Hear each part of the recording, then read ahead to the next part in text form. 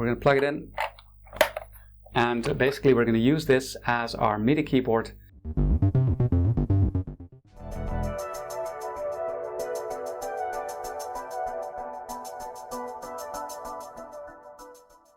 Hi, it's Joe.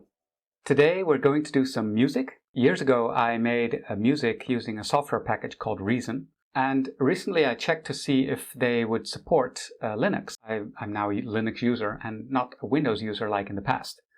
Well, they don't.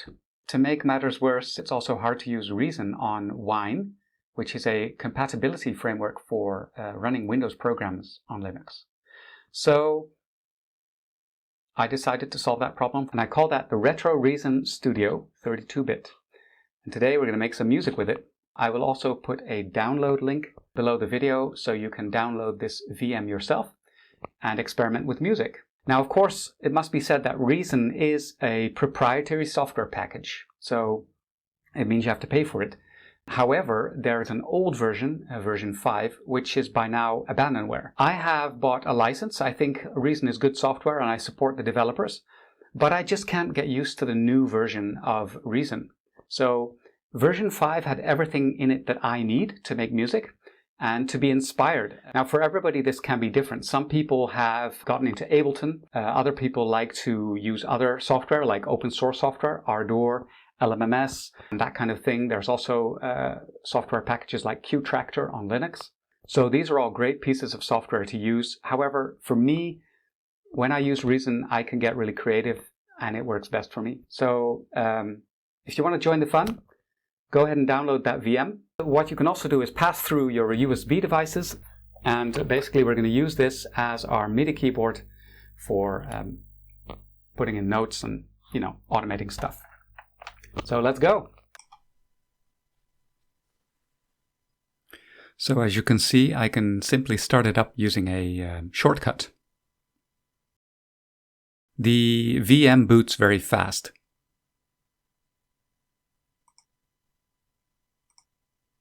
First, we redirect our USB devices, so our keyboard, and we want to redirect an external sound card just to get a lower latency. And then we start Reason.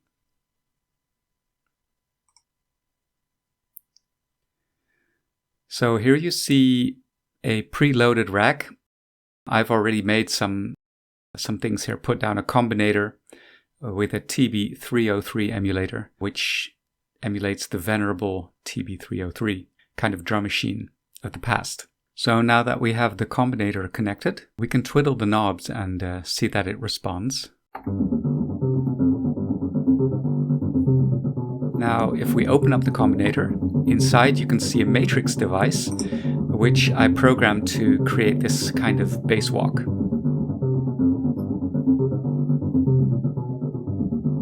Let's play around a bit.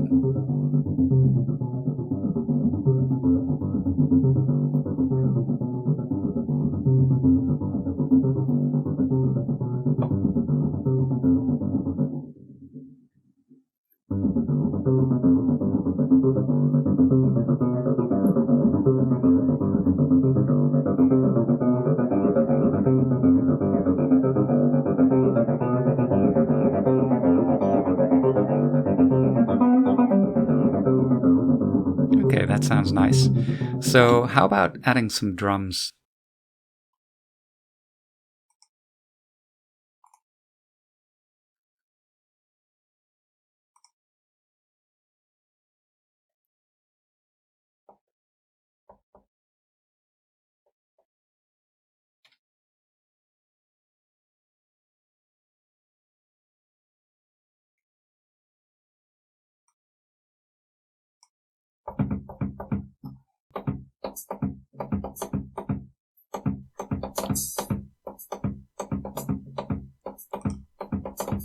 Okay, I like the sound of that.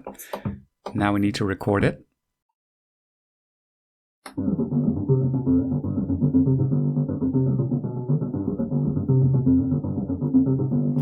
Decided to start with the hi-hat first.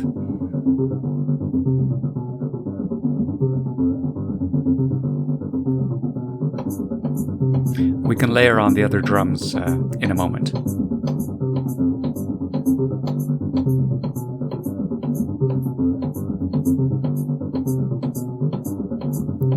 Now, when you're playing drums, like if you're a drummer, you know, you're going to be really, really exact.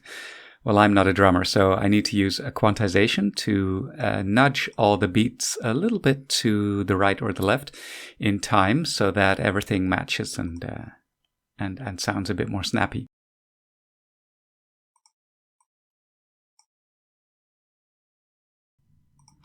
Okay, so now that that's nicely lined up, let's play in the next layer.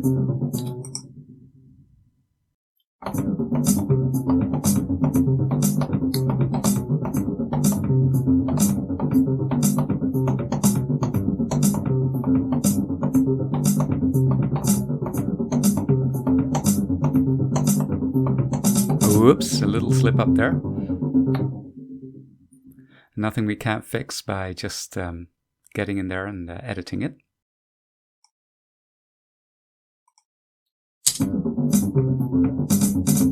Yeah, that part.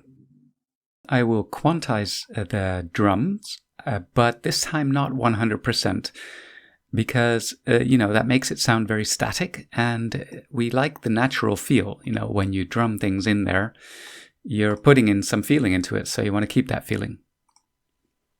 Want to keep that groove.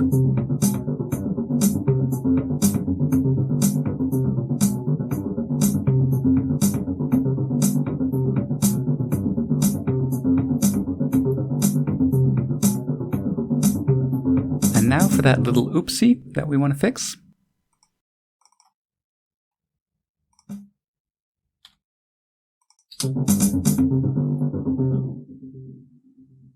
I think I'm happy with that for now. Remove that one little note, and off we go. Okay, now I would like to make that intro a little more suspenseful.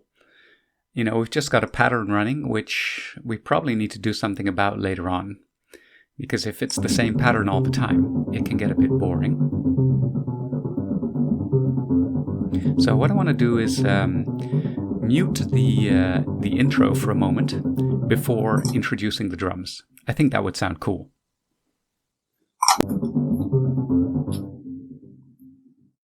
Now with that delay behind it, we'll make a nice echo, feeling a little bit like a drop.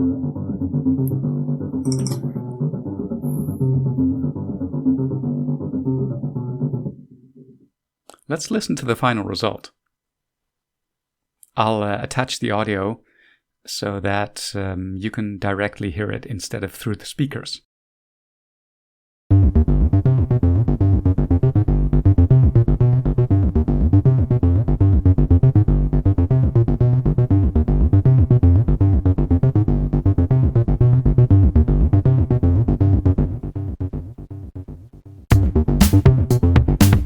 So I hope you enjoyed watching this video, and I will see you in the next one.